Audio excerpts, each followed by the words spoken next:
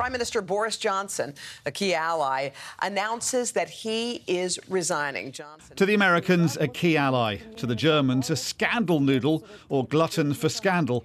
Whatever they called the Prime Minister, his spectacular demise has seized the world's attention. From the start, he was a different kind of statesman. For some, a refreshing change of character. For others, reason to pity Britain. For European allies, the way he's pursued Brexit has been a constant cause of frustration and anger. The fact is that under Boris Johnson, the British government could not be relied upon. Or I would say it could be relied upon to be unreliable. He was, to critics, too deferential to Donald Trump, who called him a British version of himself. You know who this is, as everybody knows? It's going to be a fantastic Prime Minister, I can tell you. But he maintained close relations with his successor too, on Ukraine in particular.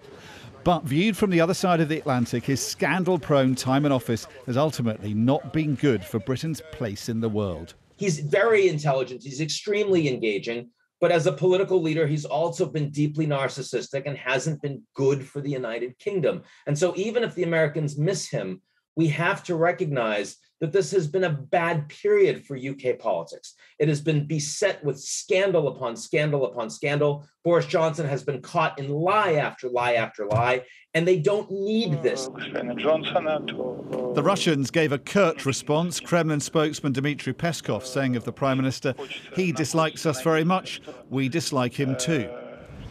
Not so in Ukraine, though, where he was one of the first leaders to visit after the war began. He's seen as the most dependable of allies in government and on the street, where they reacted with regret to the news of his resignation. We are sad because of it.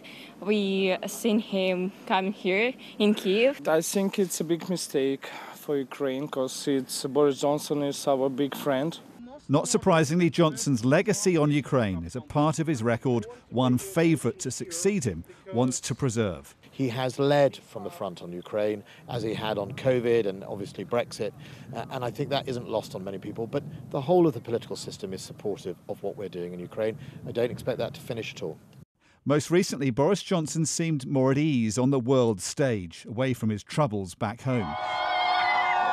And like other leaders before him, may well be remembered more fondly abroad than at home.